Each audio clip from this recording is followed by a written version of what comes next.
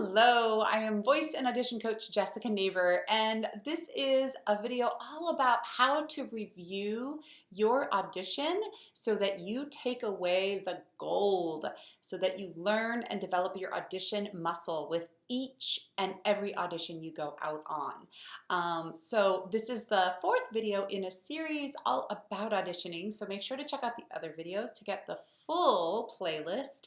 But in this one, we're really going to focus on what happened and what you can take away and use for your future of auditions, regardless of the outcome.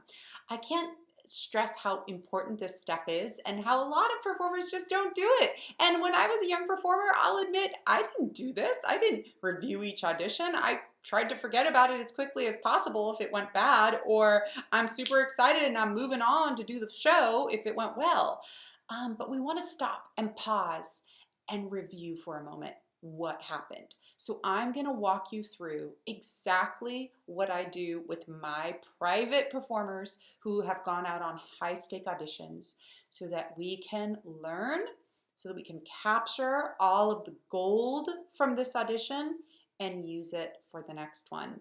Because remember that you have an audition muscle and it's only going to get stronger the more you use it and the more you review what you did at each and every audition. So I encourage you to have a journal, and this can be either an actual paperback journal or maybe it's a document you keep somewhere online, but this is going to be somewhere where you collect audition notes over time that you get to refer back to, and it's going to be very, very useful in your experience of going out on auditions. So here's what you're going to write down. The first thing is, to just tell us in a nutshell what happened. So list the audition, list the show you went out for, list the material you did use, what was the main requirement, was it a 32-bar song for this musical theater show? Tell us what the audition was in a nutshell. Was it, an open audition? Was it a closed one? Did you have to do a dance? Those kind of simple little things are going to help you. So just write down what happened in a nutshell. I waited, I was, in slot number 4, I went and sang my song, they asked me to sing the bridge again, and then I left. Anything like that. Just give us the simple kind of play to play.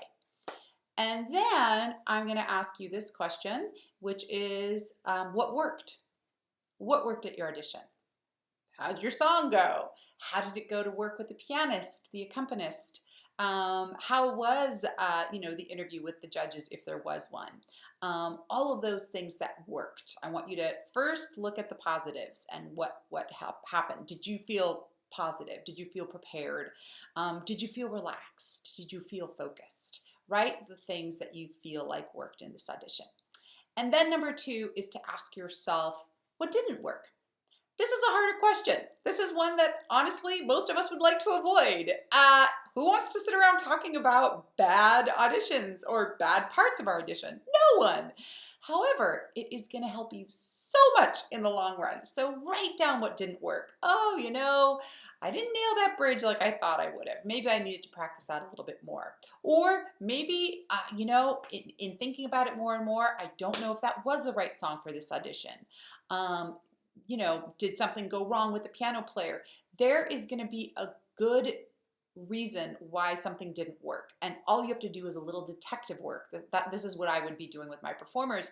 Oh, your song didn't go well. Why? What was it, that didn't work after all this practice that you put in, so that we know what happened. And then you're going to write yourself finally a love note. Because this is what I would do with my performers. Regardless of the outcome, regardless if it's a yes or it's a no, if it's a callback, if it's a no thank you, we're going to talk about the good thing you did by going out on this audition, because you were brave, you put yourself out there, and that in and of itself is an audition win, an audition success. So I want you to write yourself a little love note. And finally, I do want to point out that doing this review, the good time to do it is, a day or 2 after the audition. Don't do it the day of.